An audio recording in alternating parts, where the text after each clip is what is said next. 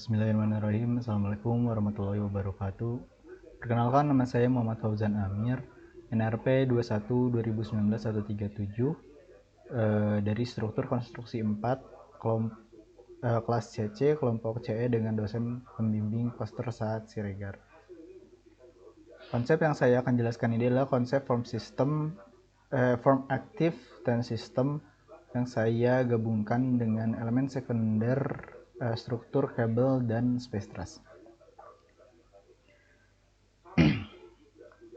Dan sistem sendiri adalah konstruksi atap yang menggunakan struktur rangka untuk mendukung material penutup yang fleksibel seperti membran.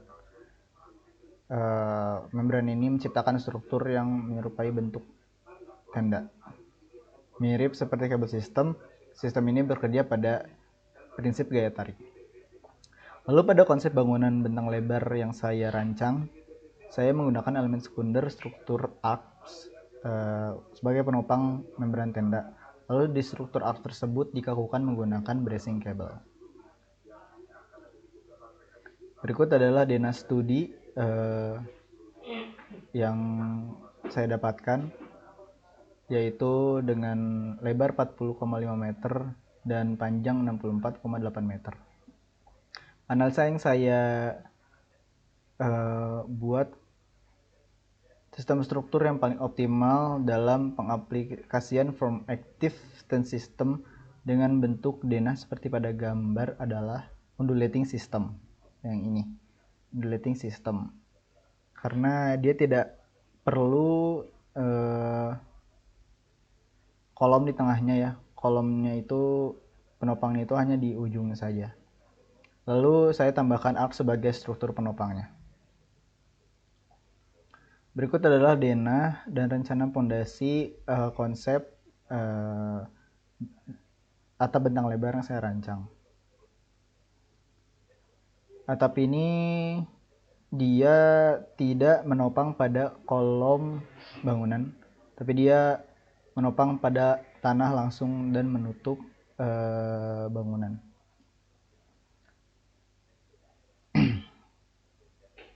Berikut adalah potongan. Space truss dia menopang pada tanah, pada pedestal langsung ke fondasi. Lalu space truss dikakukan oleh ikatan kabel bracing ya, yang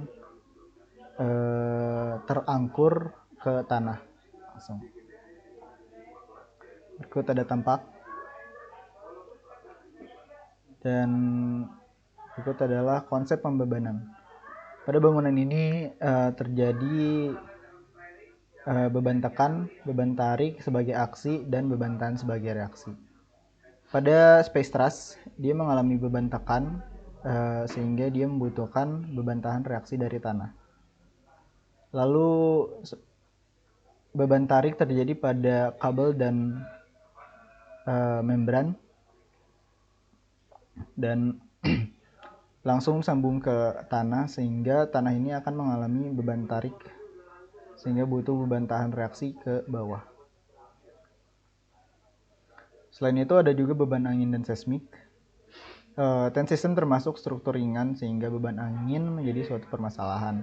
Nah, dengan bentuk seperti tempurung kura-kura membuat bangunan lebih aerodinamis, sehingga beban angin itu dia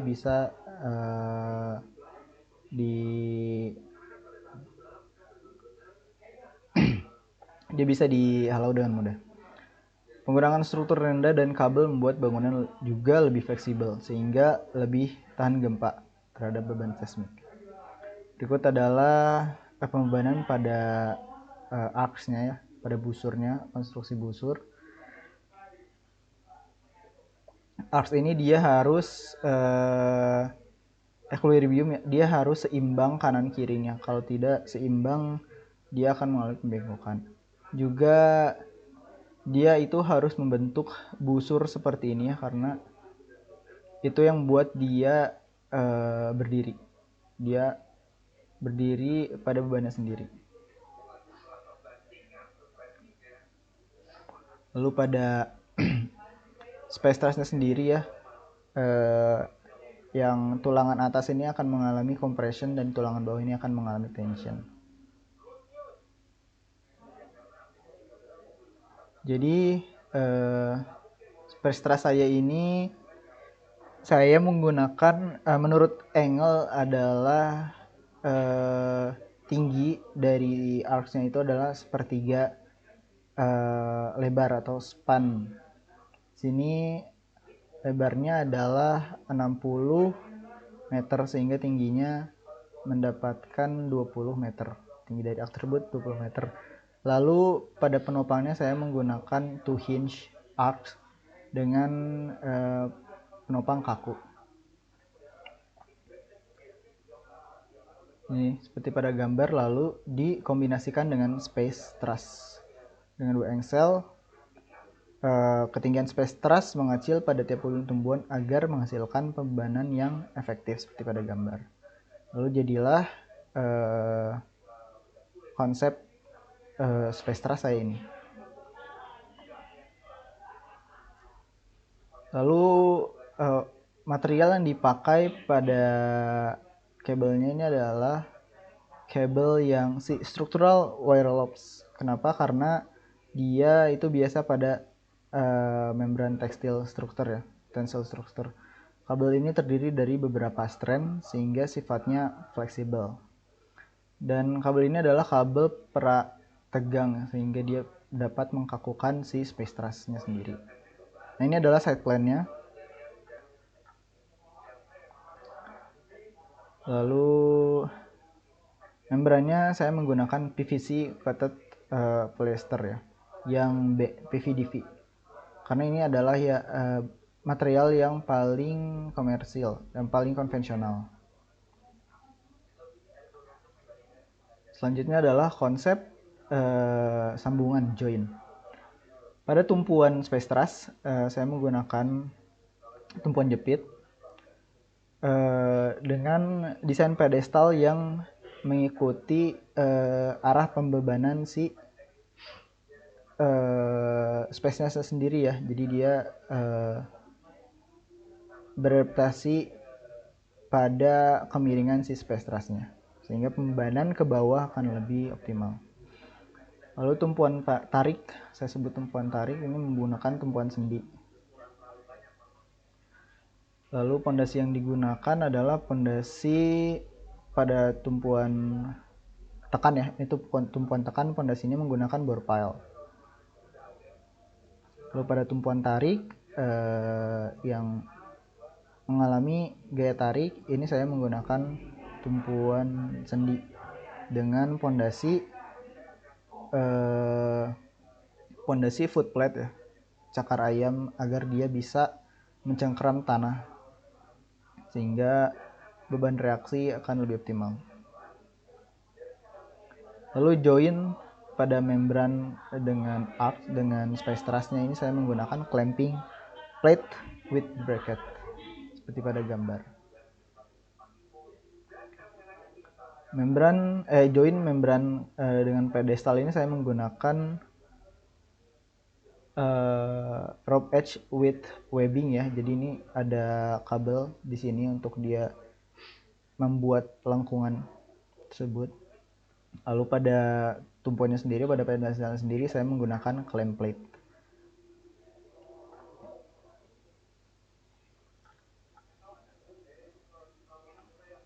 Terus join arc to pedestal ya. Jadi pedestal lalu disambungkan, ditempelkan dengan angkur dengan si space truss-nya.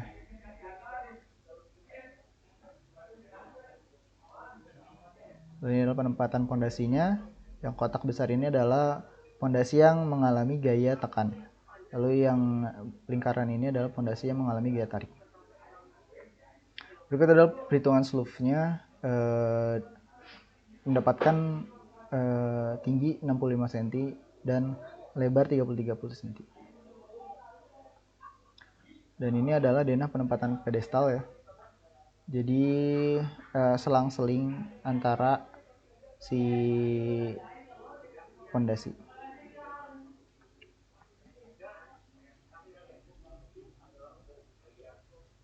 Berikutnya adalah join truss to truss. Sambungan truss to truss ini saya menggunakan sambungan las tanpa plat pengkaku sehingga hubungannya menjadi jepit, tidak lagi hubungan sendi. Nah, untuk mempermudah instalasi pada space trussnya, dia ini dibagi menjadi banyak kisi-kisi, sehingga nanti saat proses pembangunan dia hanya perlu menyambungkan antar kisi-kisi. Lalu di sini adalah joint truss to pedestal. Saya menggunakan base plate dengan plat baja yang diangkur ke dalam pedestalnya. Lalu di sini adalah sambungan bracing cable-nya ya, yang di arc space truss. Ini sambungannya menggunakan open socket seperti pada referensi. Berikut adalah denah development design yang saya buat. Dia mengelilingi bangunan, atapnya mengelilingi bangunan. Dengan ini pedestal tekan, dan ini pedestal tarik. Berikut adalah tampaknya. Berikut adalah potongannya. Bisa dilihat tingginya adalah 20 meter dengan span atau lebar 60 meter. Menopang pada pedestal yang langsung tersambung pada fondasi bore pile.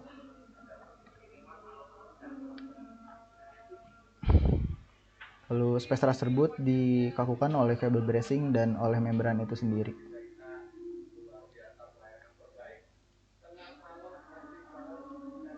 Berikut adalah potongan prinsipnya.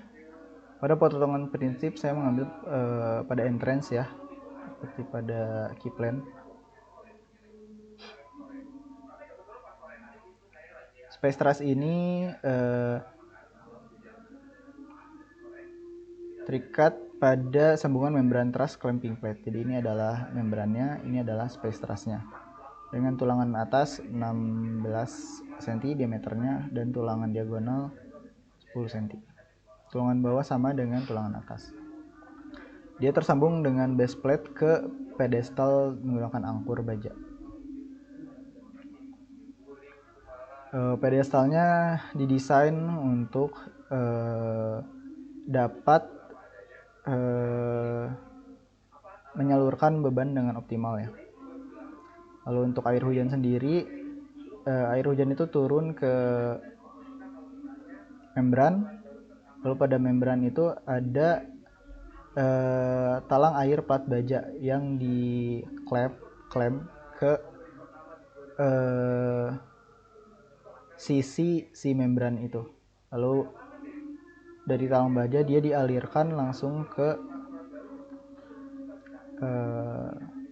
kerucut air, terus pada talang air pipa PVC langsung ke saluran air hujan gutter dan disambungkan ke riol sekeliling bangunan.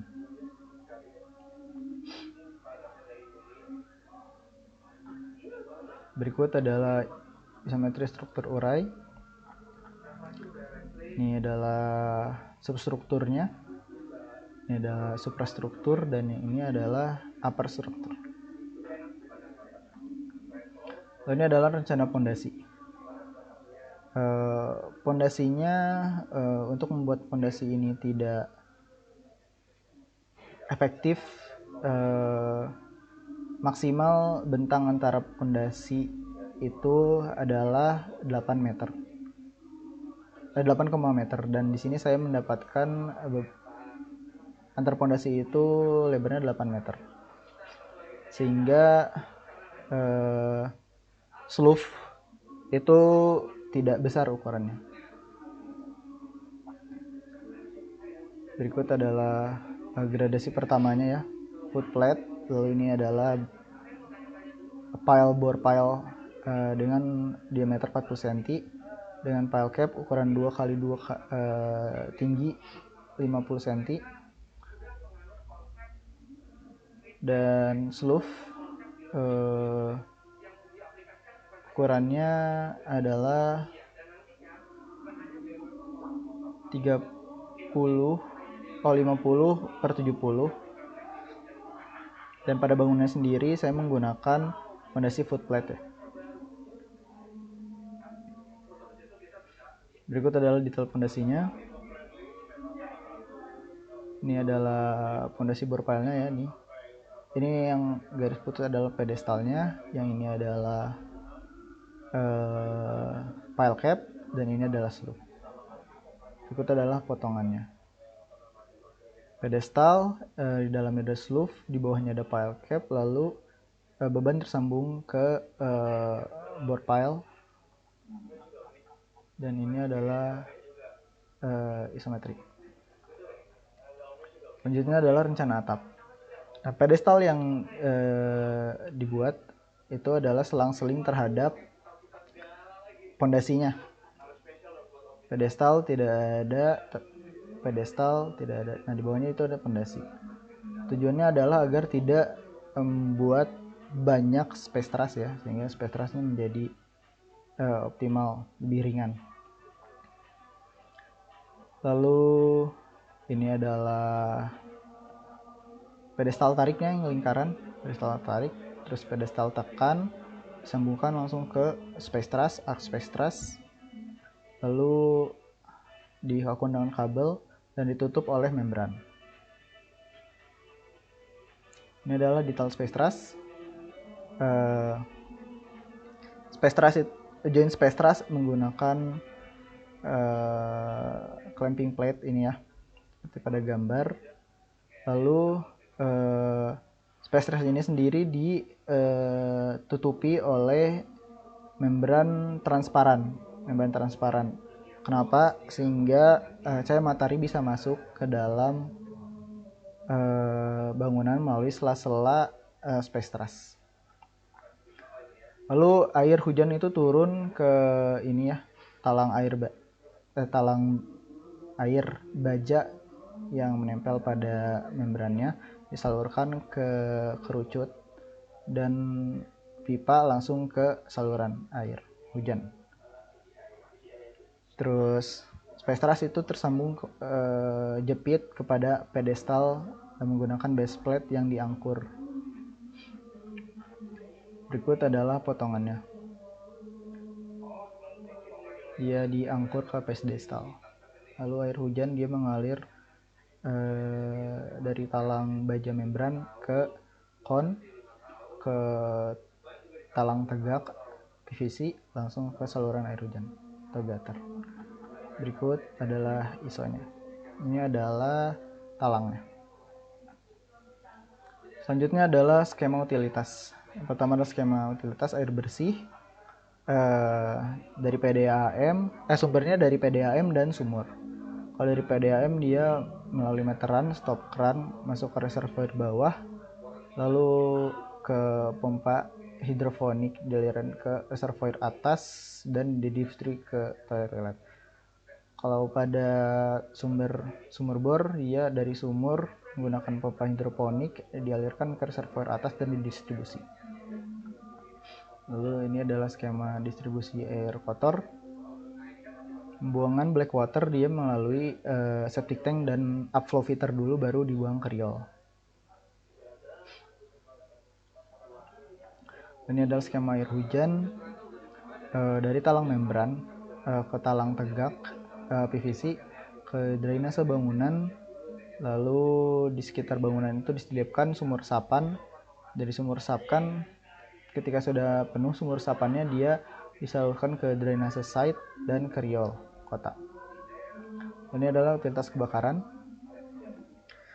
Sumber air untuk pemadaman kebakaran itu dari reservoir atas dan langsung dari sumur. Nah, untuk dari reservoir atas itu adalah kepada dalam bangunan. Dari reservoir atas dia disalurkan ke fire pump, lalu disalurkan ke sprinkle pada seluruh bangunan, dan hydrant yang terletak pada sudut-sudut bangunan, serta beberapa titik water cannon yang ditaruh pada sisi-sisi tribun ya. Lalu berikut adalah skema utilitas kelistrikan. Sumber listrik itu adalah dari PLN, melalui meteran, dan MCB, serta dari genset melalui baterai pengisi, terus stabilizer masuk ke LVMDP, dari LVMDP baru didistribusi ke seluruh bangunan. Berikut adalah call out dari ruang genset dan ruang LVMDP. Paling terakhir adalah skema penangkal petir. Penangkal petir yang saya pakai adalah sistem Faraday karena tidak mengganggu estetika bangunan ya. Dia mengikuti lekukan si space truss ini. Tinggi dari penangkal petir, kepala penangkal petirnya saya gunakan 50 cm. Lalu sudut Faraday itu 53 derajat maksimal. Dari penangkal petir turun ke konduktor datar, lalu dari konduktor datar turun ke daun konduktor, lalu listrik petir itu dialirkan ke sistem pentanahan. Berikut adalah metode pembangunan. Yang pertama tentu adalah pekerjaan substruktur ya. Nah, pada pekerjaan substruktur ini, struktur pertama yang dibangun adalah struktur pondasi bore pile bentang lebarnya. Yang kedua lalu pondasi setapak bentang lebarnya. Ketiga baru slope bentang lebar. Lalu baru pondasi bangunan dan slope bangunan. Kemudian adalah pekerjaan suprastruktur, dimulai dari kolom lantai 1, kemudian balok lantai 1, kemudian lantai dasar, pekerjaan lantai dasar.